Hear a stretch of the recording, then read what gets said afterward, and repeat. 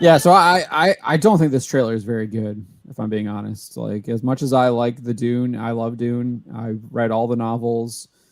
Um, really big. I like Frank Herbert's work. Thought it was really well done. This trailer is very weak. Yeah, I think that's Lady Jessica there with all the tattoos. Mark, I don't remember if that's what happens in the books. I don't remember that, but maybe she does do that. I don't remember. What are you Yes. guys' thoughts? I know Jacob's like, this sucks. I'm not watching this movie. Yeah. Or if I am, I'm gonna make sure I get paid. Bring a pillow, maybe.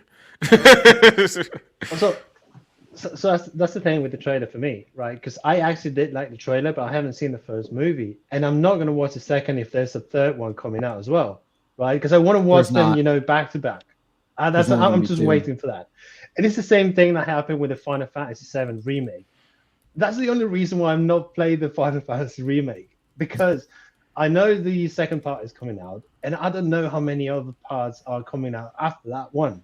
So I'm like, yeah, I don't know. It's sure. I'm interested, but I'm just not all that invested so that I can play one and then wait for another 3 or 4 years until I can play the other one. The same with the movie. I don't want to watch the first movie. I didn't watch the first movie. I don't want to watch the second if there's another one coming out, because I just don't want to watch it and wait for all of those movies to come out. I think the biggest problem that this has is that the first Dune, like the Dune novel, doesn't have breaking points, and it is very long. As who said that? Mitch Ryan said, like, it is a long novel, but like with Lord of the Rings, Peter Jackson did, like, he breaks it up. It breaks up pretty well into like a trilogy. Obviously, they move some things around, but like, you do get kind of like a beginning and an end in Fellowship. You get a beginning, middle, and end in Two Towers. You get a beginning, middle, and end in Return of the King as well. Whereas like with Dune, it's like a comic book, first issue of a comic book, and it's like you just kind of, you get a bunch of exposition in the beginning. At least modern comic books, you get a bunch of exposition in the beginning, and then you don't even get like a good cliffhanger. Like it's not even a good cliffhanger the way the first movie ends. It's just them walking. He like beats the guy in the duel, and then they're walking off into the desert, and they see a guy riding a sandworm, and that's how the movie ends. And it's not it doesn't like, that's not like a good stopping point or whatever. So yeah, we don't even get the Emperor as well. Just Boswell's cuts. right, and the music is terrible. Yeah, I think the music is really bad. Meteor says it's gonna bomb. The first movie didn't do very like, I barely made profit, if it did indeed make profit. I think it might have had, if it made profit, it had some other revenue streams, and it might have made it on the Blu-ray and DVD sales. But if you recall, this was supposed to be filmed back to back like the Lord of the Rings, but COVID happened. Yeah. So the first movie made 400 million worldwide on a budget of 165. Yeah. So added marketing, maybe that film broke even. Maybe. I think it's 2.4 times total, and you need usually 2.5. So it's really close. Spencer, what did you think? I'm kind of with you on it.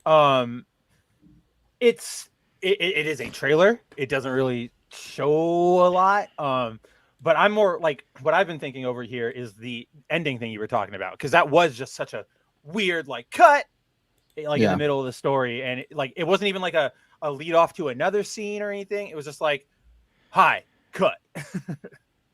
Yeah, and you don't like, there's nothing there. It's like, okay, he's going off into the desert. Cool. Yeah.